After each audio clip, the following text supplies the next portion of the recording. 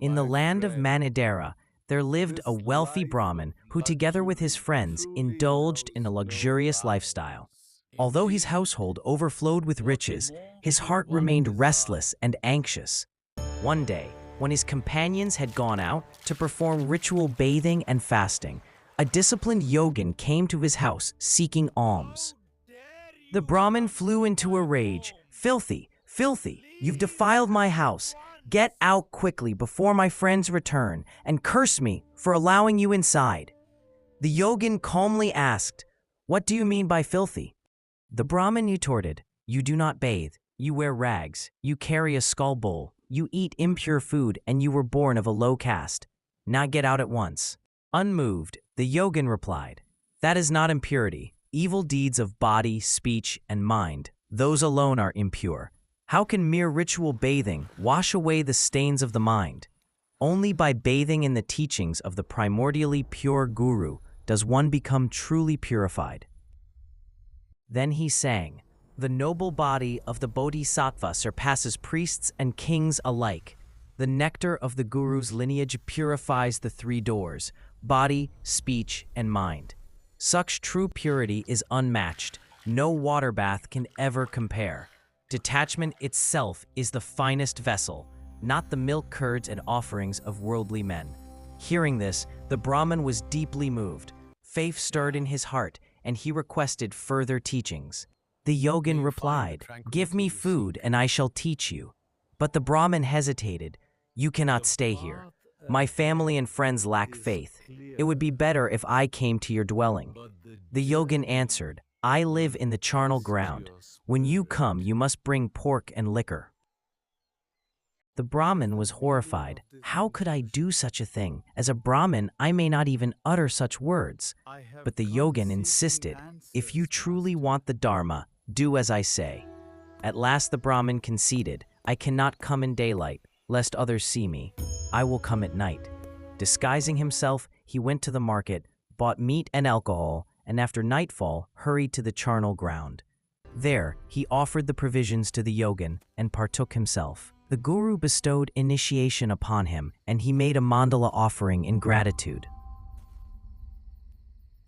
To crush his caste pride and symbolize correct view, the Guru ordered him to clean the yogin's latrine. To symbolize correct conduct, he was told to plaster the yogin's hut with dung and lime. The whitewash symbolized the path of meditation, unifying all into one taste. Finally, the Guru explained that realization, practice, and fruit are inseparable. Understanding the symbolic meaning, the Brahmin realized that all phenomena are projections of mind. He abandoned his caste identity and prejudices, becoming a true yogin. 6 years later, he attained the great Mahāmudrā Siddhi and became renowned as the Siddha Bhadrapa. He dedicated his life to selfless service and in the end departed with 500 disciples, flying to the blissful realm of the Dakhinis. The biographies of many siddhas emphasize the arrogance of Brahmins, bound by rigid rituals and narrow beliefs. Their obsession with ritual purity, such as avoiding shadows cast by outcasts, shunning menstruating women, meat, and alcohol, reveals their constricted minds. For them, bathing in the holy Ganges could supposedly cleanse all impurity, ensuring rebirth in the heaven of Shiva. These notions of external impurity date back to Aryan times, when caste distinctions arose from social divisions. Later, Aryans added racial stratifications, dividing people into whites, browns, and blacks.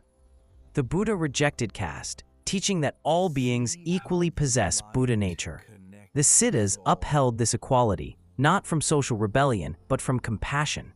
Though not reformers, their words and deeds challenged caste prejudice, urging disciples to abandon such views for the sake of liberation.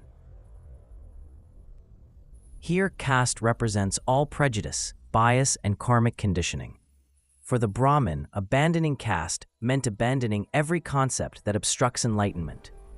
Such a ritual was painful, though the text does not dwell on his inner struggle. Tantric masters often struck directly at disciples' weaknesses, sometimes publicly exposing them, until delusion was shattered. To endure such trials, empowerment vows were essential, binding disciple and guru in faith. Bhadrapa's guru taught him the Mahāmudrā of view, meditation, conduct, and fruition through symbolic acts. Cleaning filth broke attachment to outer purity. Plastering the hut dissolved his aversion to impure work. Whitewashing symbolized the unity of all phenomena in emptiness.